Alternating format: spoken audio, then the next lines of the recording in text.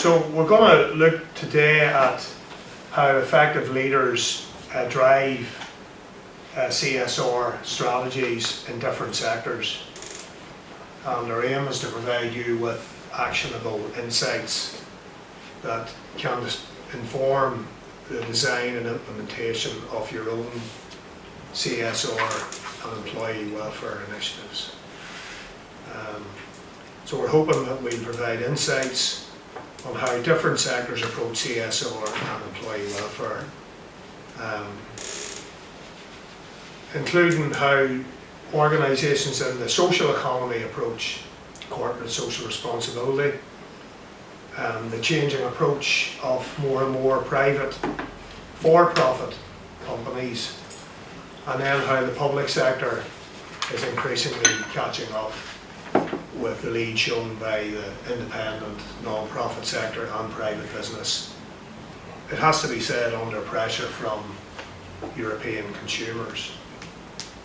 And we'll explore some real-world examples, hopefully uncover some takeaways for those that will view this, and discuss strategies that are making a difference. So we'll look first of all at the non-profit sector.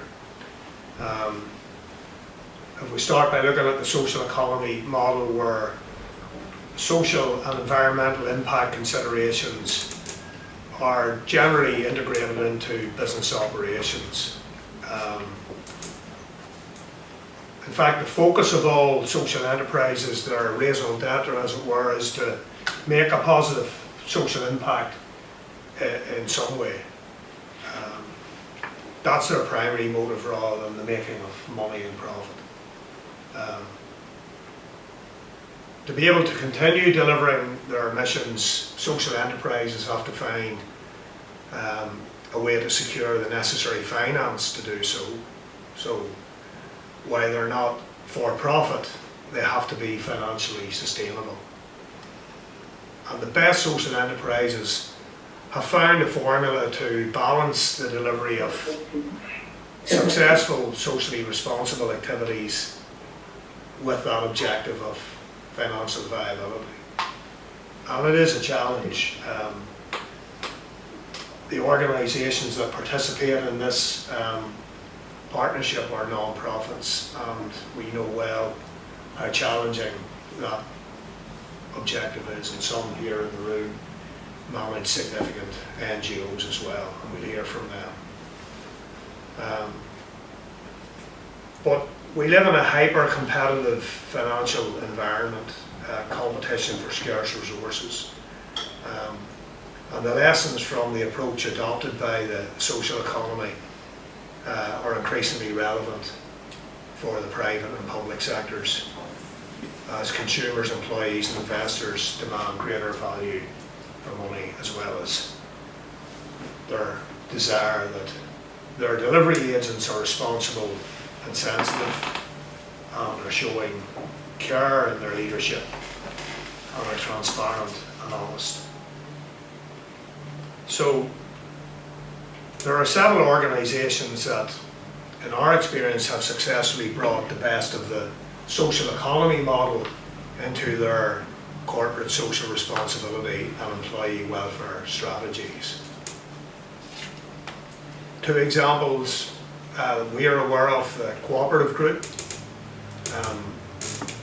based in Britain, headquartered in Britain, which has integrated employee welfare into core operations, prioritises fair wages, employee ownership and community engagement.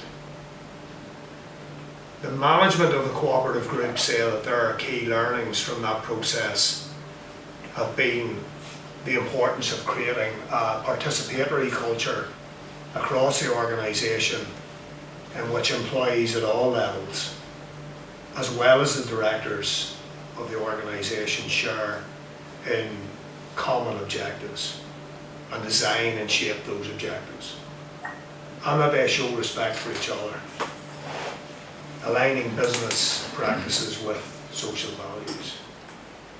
That's one example. Large essentially a non-profit but a large corporation which works to non-profit objectives and practices. And then the very successful fair trade model that so many businesses in the private sector and in fact in the public sector have adopted. But there are fair trade enterprises operating under the umbrella of fair trade enterprises, and one is Divine Chocolate. They've led the way in demonstrating how ethical sourcing and fair labour practices can contribute to their business success. Their contribution to making a positive social impact in communities which have experienced a long history of exploitation has actually added value to their reputational stock. It has differentiated their products in a crowded marketplace and made them more attractive to consumers. Not exclusively younger consumers, but principally younger consumers, for whom the ethics of production are more and more important. So they highlight the benefits of these two examples of long-term relationships with producers, transparency in setting objectives, and engaging all members of the process of production, all elements in the process of production from upstream to downstream in this mission. So it's very much mission driven. So that was my introduction. I'm going to ask colleagues, do you have any examples from your experience of best practice, CSR, best practice in the non-profit sector? And maybe we'll start with those that are here in person, live, in the room.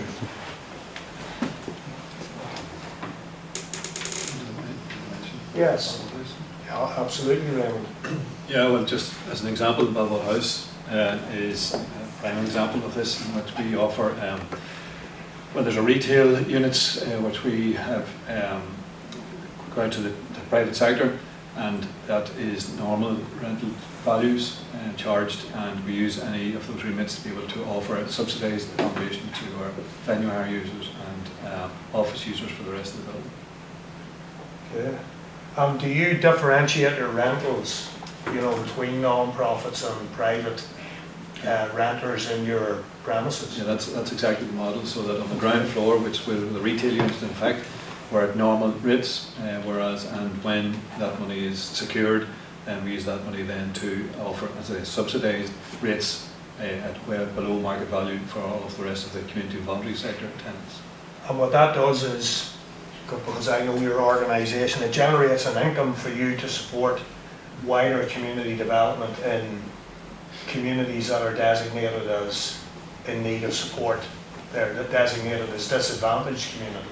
Yeah, we're a community development organisation, and as such our social enterprise, which is Balboa House and Stores, they generate about 50 to 55% of our total income.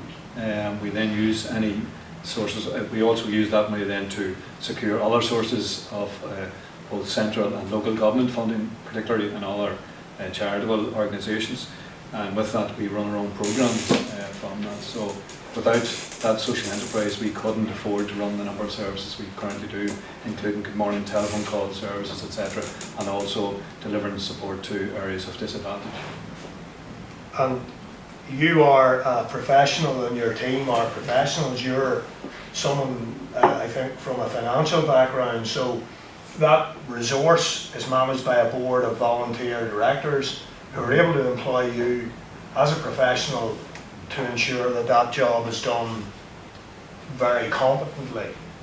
That's right. In my private, I'm an accountant by trade, as they say, but I don't deal in an accountant's office as such. So that gives an assurance, I suppose, for a lot of the funders who we deal with, that everything is run ethically, etc. But as you say, we have a board of directors who have employed me to run the organisation on their behalf as chief executive. But yeah, there's a certain professionalism in that side of things. But in theory, though, it's still, the power still rests with the board of directors, which is our membership base. Yeah, and my own organisation, similarly, I am employed by a volunteer board who I have to answer to with management accounts and confirmation that I'm meeting the strategic objectives that the board has set. And it's a very powerful model because they're not motivated by the pursuit of profit but by the delivery of the mission. Are there any other examples in the room, and then we'll ask colleagues online? I would have a similar model whereby I'm employed by a volunteer board on a community geographic area based organisation to support businesses. We operate a 3-tier strand in that we provide free services to charitable and social enterprises, a discounted levy to trading charities, and commercial entities commit fully to it. And basically it's all about reinvesting and social value. And the purpose of your organisation, Eamon, is To build communities, support businesses and sustainable urban community business. It's a cyclical economy, a sustainable urban community. and particularly I understand to revitalise a difficult situation in a city centre that is, like many city centres in Europe, struggling to reinvent itself post-pandemic. Yeah. Urban decay prevails, so it's about reinvention, partnership, innovation, and building our future based on experiences, and that very much involves social value and community. Jerry, you're very involved in an organisation well known in Ireland, but less so perhaps across Europe, although it should be well known, and that's the Gaelic Athletic Association, the GAA. It's arguably the biggest volunteer sporting organisation, certainly in Europe, if not globally. Could you tell me a bit about the work that you do? You're involved in a club. Largely the GAA is a sporting organisation primarily, however it operates inside the community sector. So we would be sport and recreation, health and well-being to a lesser extent. That's a growing segment for us to get involved in. But it's very much volunteer run. So individual clubs, the county structure in Ireland would be 32 counties. They're broken up into boards of management and then controlled by the 4 provinces, one being Ulster, which we belong to. So that parentage, that lineage is maintained at a professional level by full-time people for it.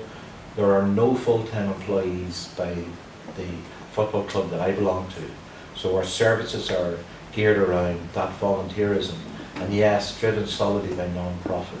So we would cater for teams right through the boys, girls, youths, even adults then into their activities as well for it. Okay.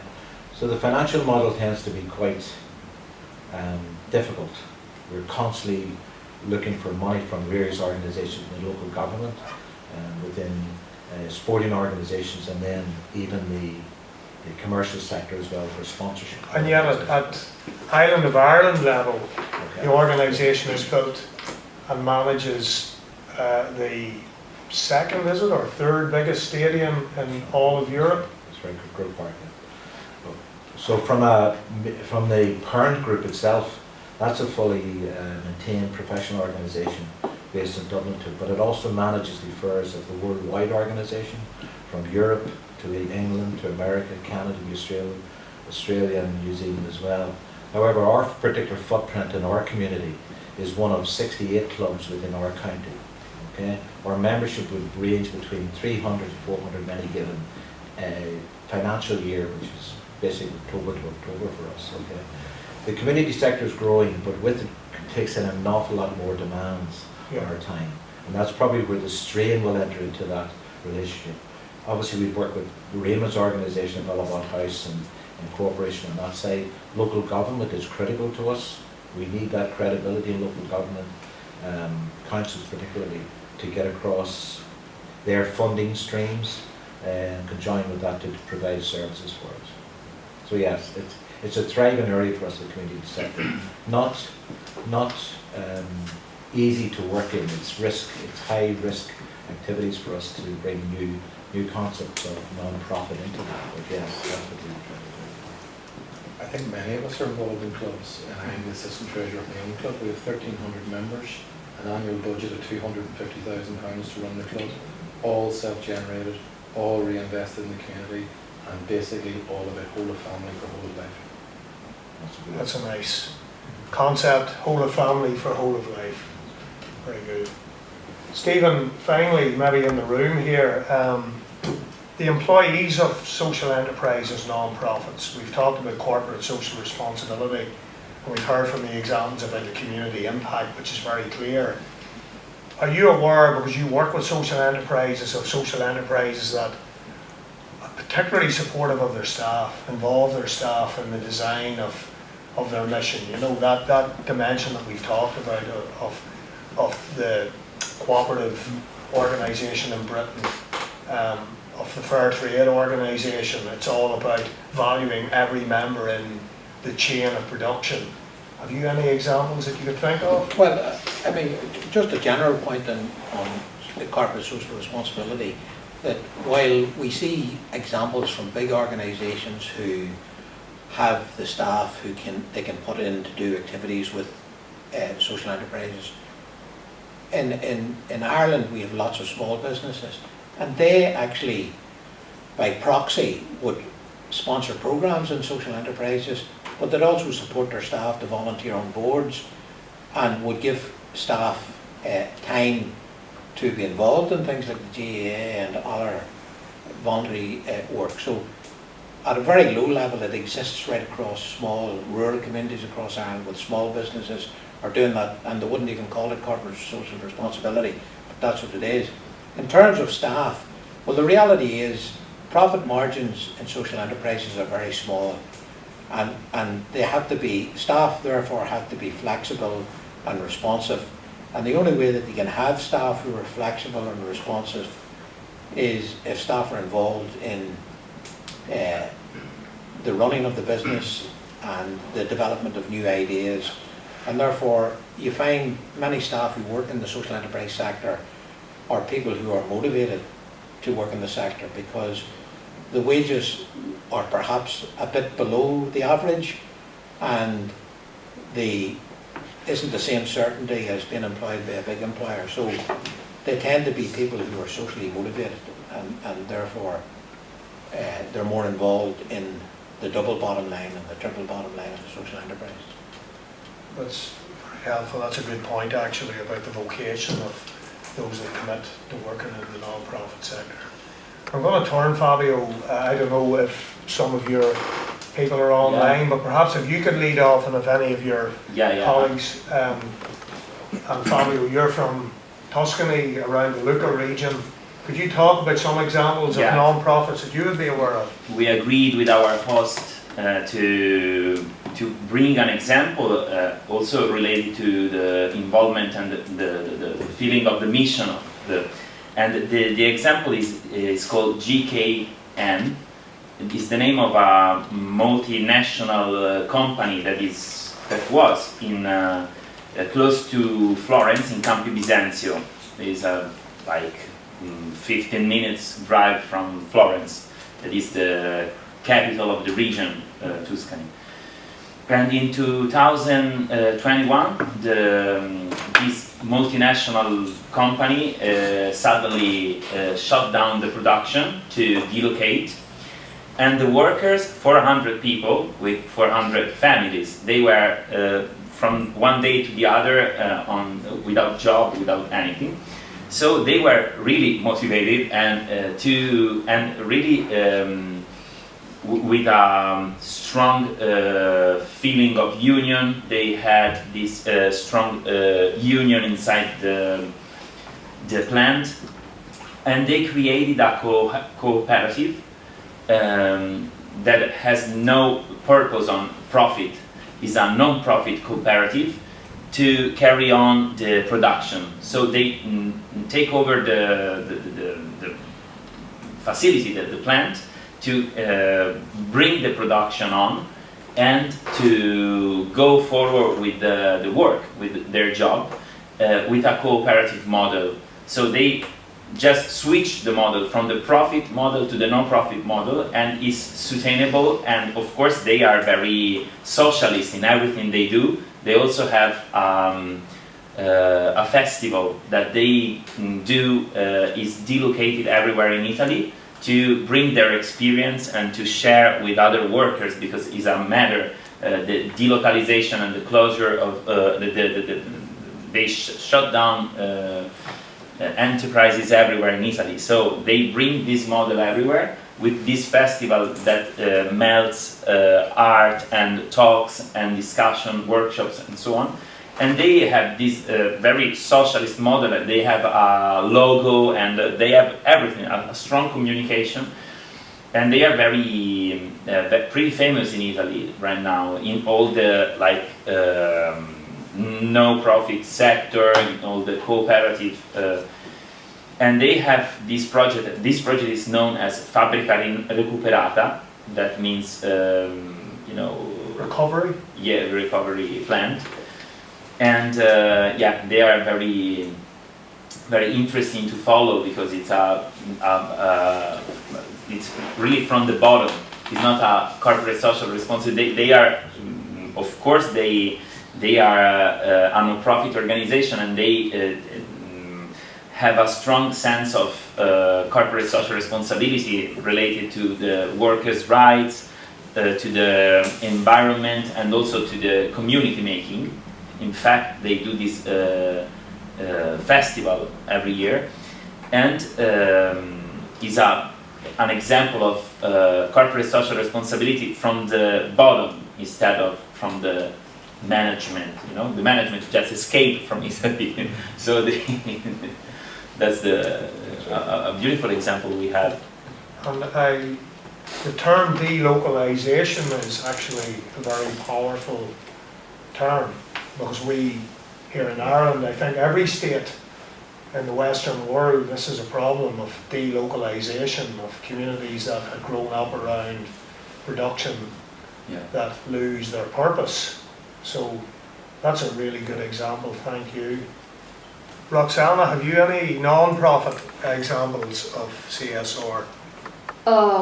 Yeah, but of very big organization like the foundation La Caixa, that is promoted by Caixa Bank, and in collaboration with the Spanish Red Cross, they have several programs working for the social inclusion and so on, but not at local level, let's say, with small NGOs and organizations from Spain. I don't know examples, Okay. for example, in Galicia. So we're going to look at the private sector now, and they're increasingly a key determinant of wider corporate reputation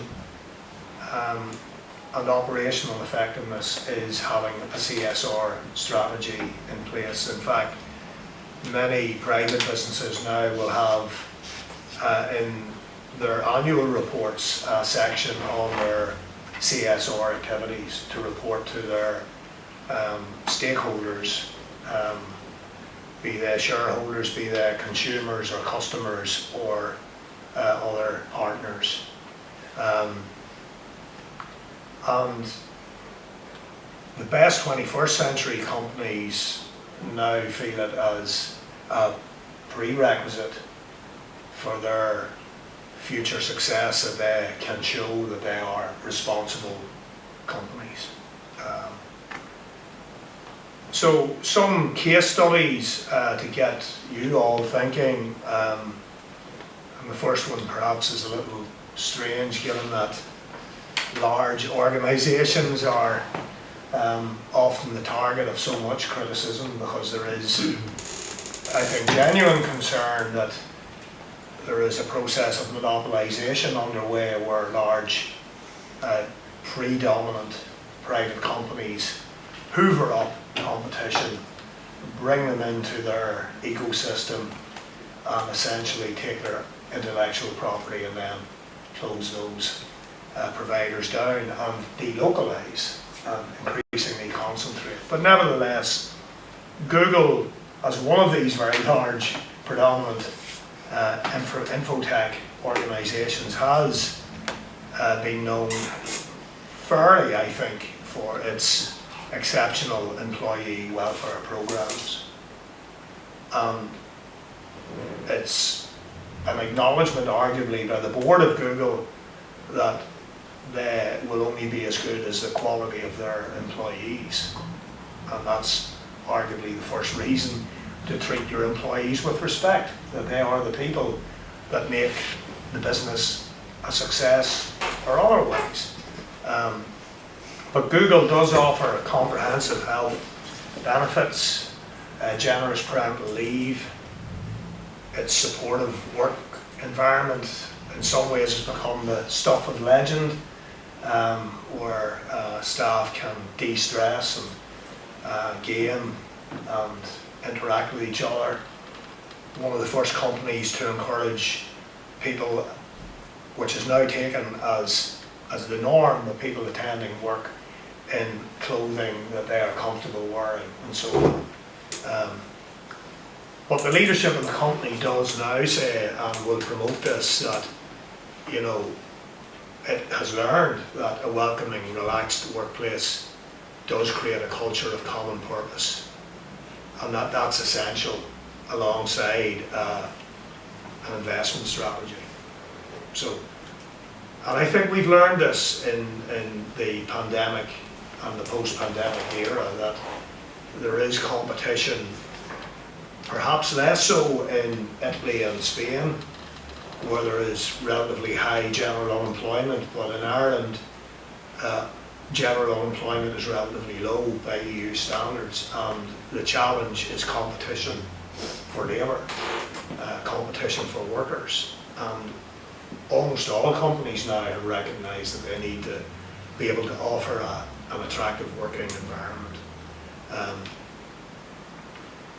Another example is Patagonia, the outdoor apparel company. It's well known for its environmental initiatives in particular, and other ethical business practices. And it has shown to its consumers, because that's part of its sales pitch, that Patagonia is an ethical producer. In terms of its sourcing strategy, adopting some of the principles of the fair trade model, but also in the production, because there is great concern in the consumer community about the exploitation of workers in less developed countries, producing quite expensive clothes in terms of what they're sold for, but for very little money, and they are paid poverty wages. So Patagonia will claim that they pay fair wages and above average, well above average wages in the jurisdictions where they are producing.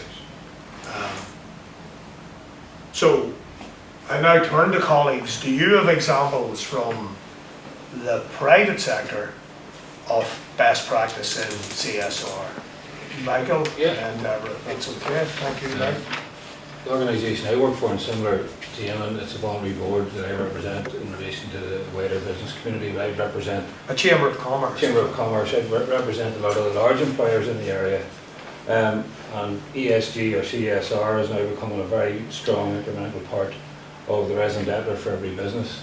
In fact, I was at a conference recently where a company in a rural part of Ireland that had been through a bit of a changeover in ownership, a bottling plant had actually inherited quite a hostile view within the community that it was in because of the change in ownership, and they adopted a very strong ESG and CSR strategy to try and counter that.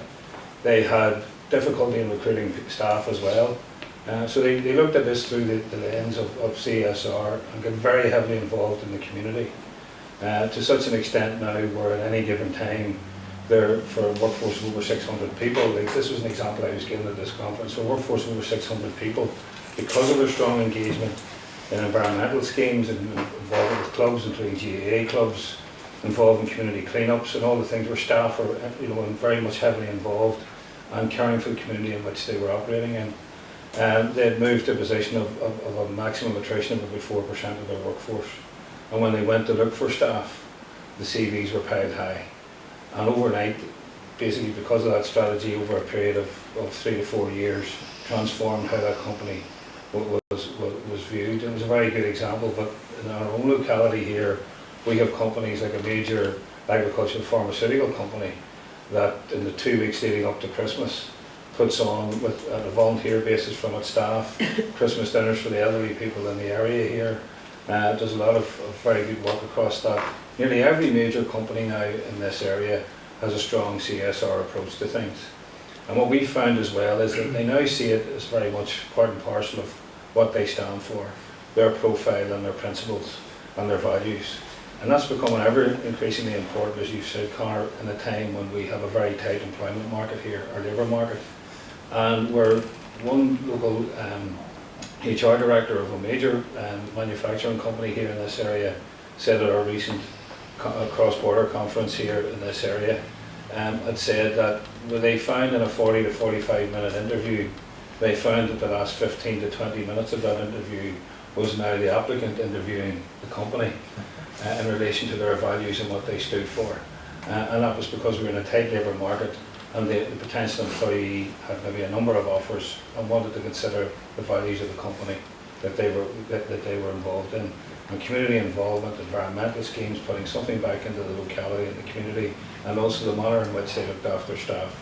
A lot of companies now are going to flexible working, are going to plenty of parental leave, and in some cases are looking at 4-day weeks. We have a number of companies here that have actually found that productivity has increased by going to a 4-day week because it suits family life and is more socially acceptable in society at the moment. So in the private sector, things are changing, and changing very quickly, particularly since COVID, because I think since COVID, those people who are working long hours and putting the efforts into building these companies up realise that there's more to life out there, and a work-life balance can still produce the same results, if not better.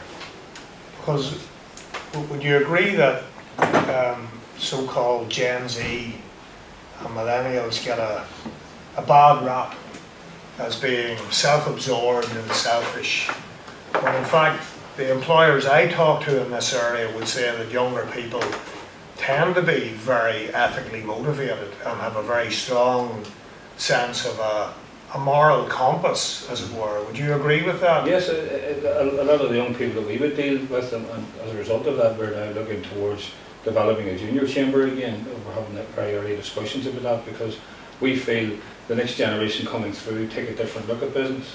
And maybe a lot of that's down to the fact that the world is a much smaller place now in relation to the comms. They have access to more information than maybe our generation would have done in relation to the issues impacting the world, and it just doesn't come through the TV at 6 o'clock in the evening. They have it 24/7 at their fingertips, and they're able to form opinions and impressions. And you can see that very strongly in particularly the young people that we would deal with across all the businesses that we deal with, in that values and principles, particularly around the environment, are very important to the next generation coming through, and rightly so, because they're the people who are inheriting this planet. Exactly. Thank you, Michael. Deborah. Hello, Deborah. Yeah, so I run a communications consultancy here in Ireland, and I spend a huge amount of time talking to businesses and advising them in relation to culture and corporate social responsibility. And I just want to make 2 points. The first one being, leading on a little bit from what Stephen had said earlier, one of the biggest issues that I think we have here is that I think the figures are 98 to 99% of businesses in Ireland are SMEs, so small to medium enterprises. A lot of those businesses are family run. A lot of what they do from a corporate social responsibility, so everything from sponsoring jerseys for the GAA to supporting the local charities, are done under the radar, and they perhaps don't even realise or recognise it as CSR. And sometimes I find it's the larger companies that have the plans and the strategies in place, but maybe the smaller companies are actually doing more. And I suppose it's just that education piece around the fact that that is CSR. A lot of these companies, I mean, I was dealing with one company as early as today, who basically, I asked them to put together a figure of what they sponsored for charity, and they said, no, and, you know, that's all under the radar, we do that privately. And I think you get a lot of that here with the modesty perhaps in Ireland, and that's probably an issue in identifying exactly how extensive the role of CSR is in local business. Secondly, just to give an example, and it's perhaps there is an element of CSR in it, but sometimes company structure can play a part or play a role. We have a really good example here in Ireland of a company. It's called S&W Wholesale. They're a fast-moving consumer goods wholesaler working right across the island of Ireland. And 2 years ago, they changed to an employee ownership trust model. So basically, the company moved from private ownership to the shares of the company being held basically on trust for the employees. It means that it allows, there are tax benefits and all sorts of things associated with that, but what it allows the company to do is to actually pay dividends to each of the employees. The way it's structured is you pay more of a bonus to the lower paid workforce, so that everybody has started getting incremental benefits. You know, rather in a private company, the chances are that the board or the senior management are the people who receive the bonuses. This all then goes back into the local community. There's also opportunities within an employee ownership trust model to make contributions directly to the local community through a CSR policy as it advances. And I just think a lot of businesses perhaps now that don't have a clear succession plan coming behind them are looking at the likes of this employee ownership trust model, which allows them to really create a best practice model in not only employee welfare but also the CSR that they do going forward from that. Two great examples, thank you, Deborah. Fabio, have you any examples from the private sector in Yeah, Italy? and we were talking about it. If you remember, it's we have this, I think, very interesting example that is Banca Etica.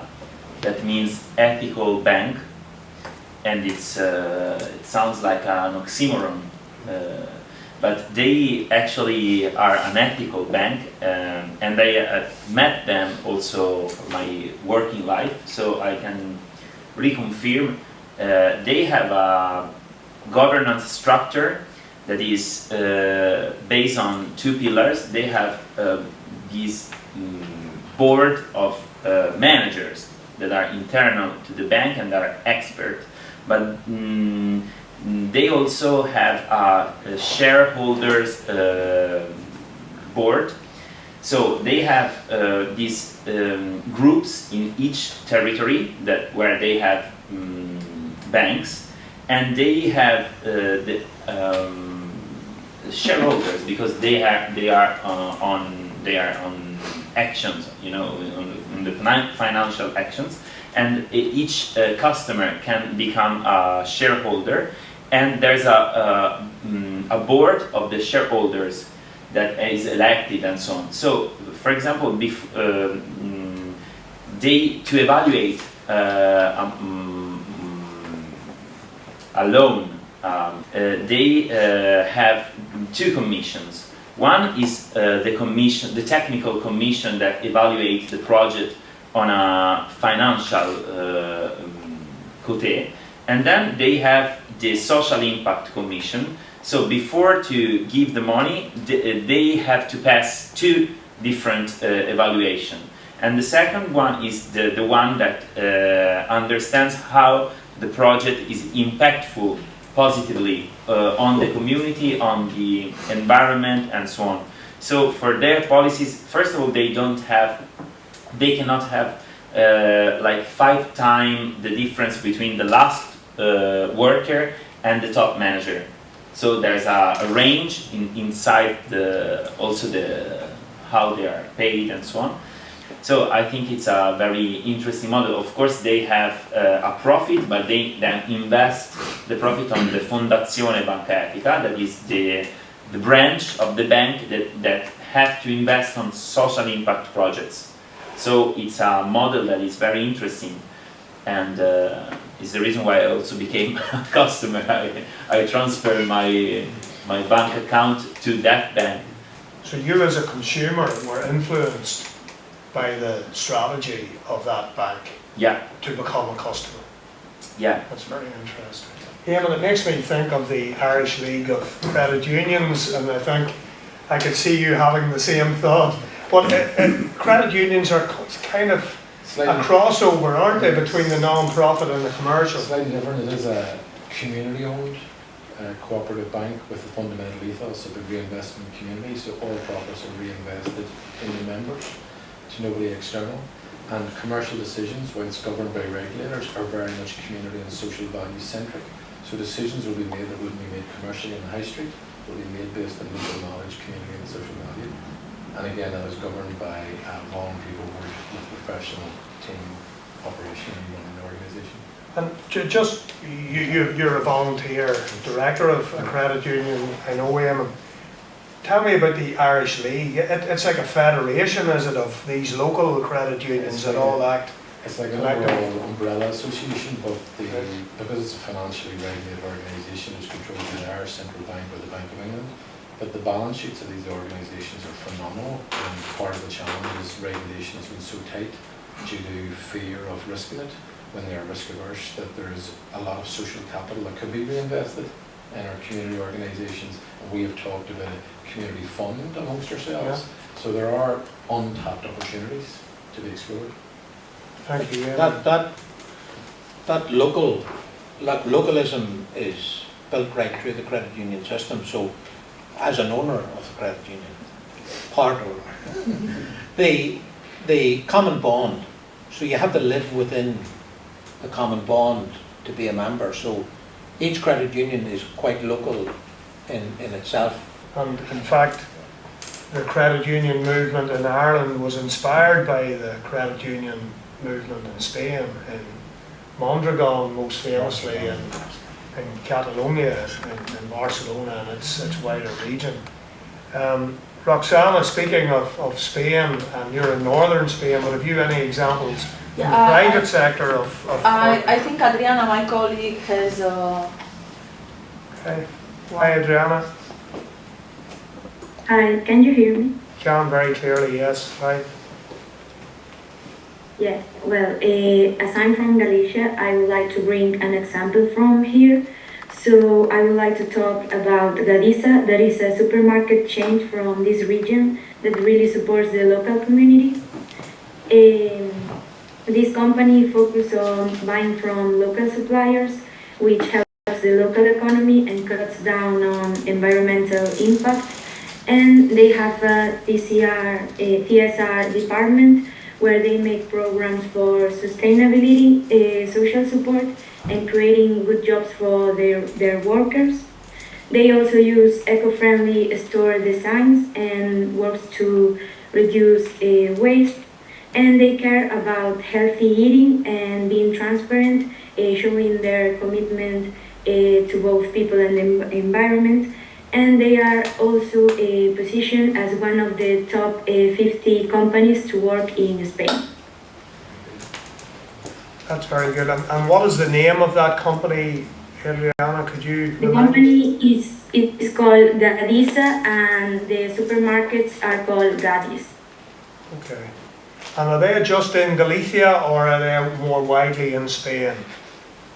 They are in Galicia, and I think they are also in Castilla y León, like the north of Spain. Okay.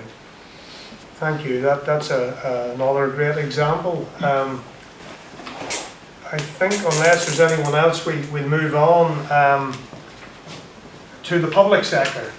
And the public sector faces specific challenges in implementing CSR and employee welfare, in that it is constrained by direct public accountability.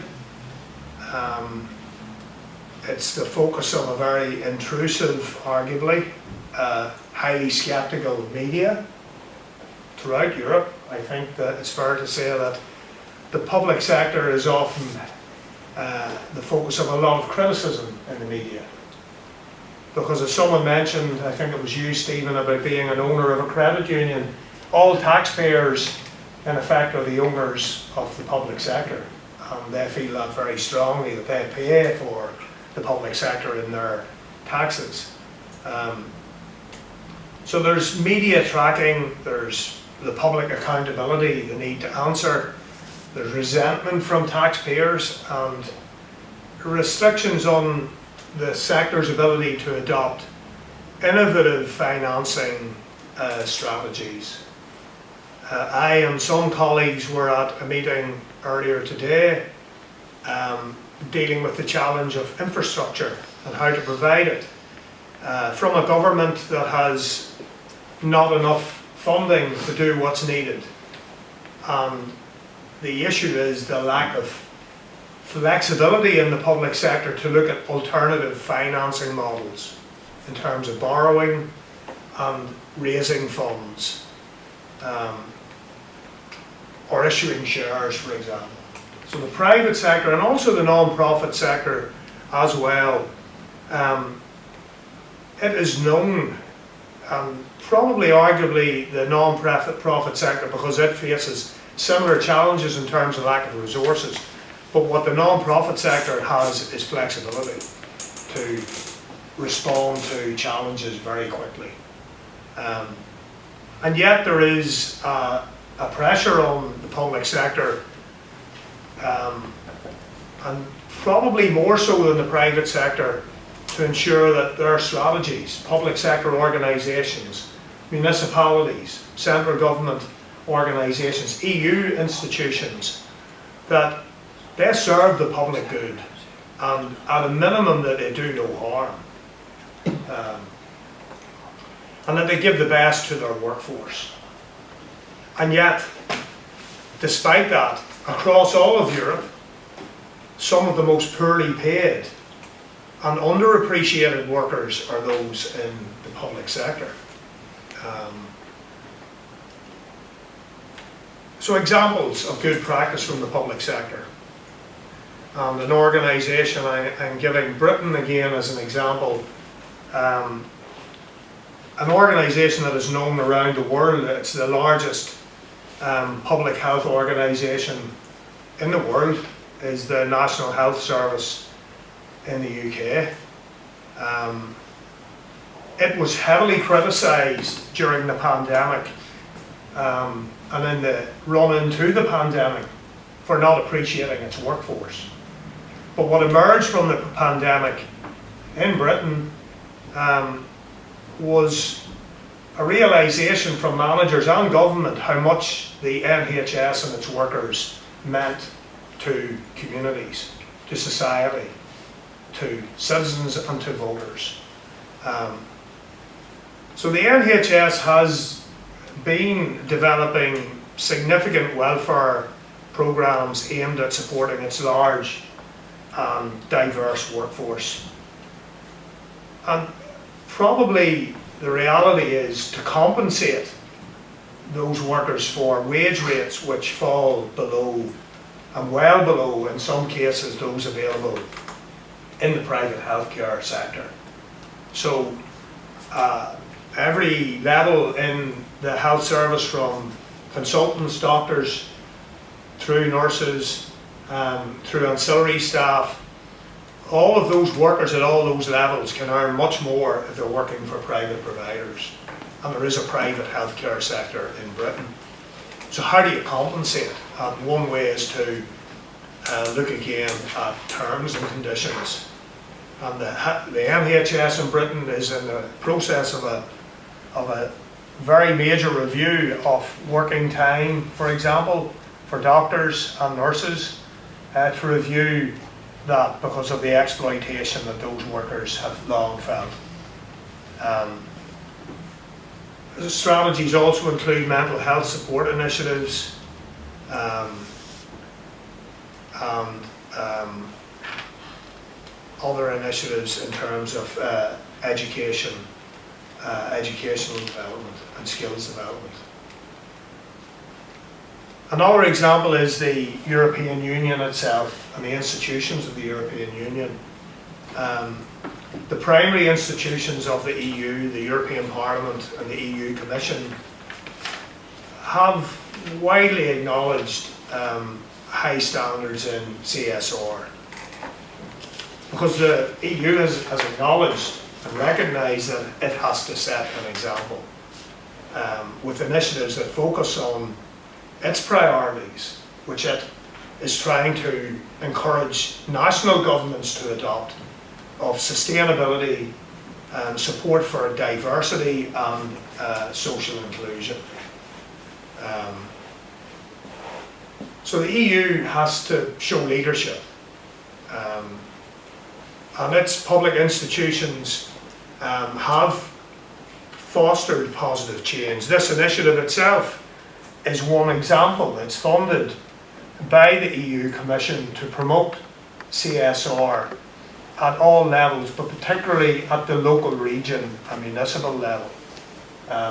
The EU sees it as its responsibility to work on national government to try and change policy across the EU. So a recent example is the EU Commission's adoption of the European Sustainability Reporting Standards Framework, ESRS. And these standards are applied and enforced across all its divisions, agencies and activities to support what's now widely known as ESG, environmental, social governance.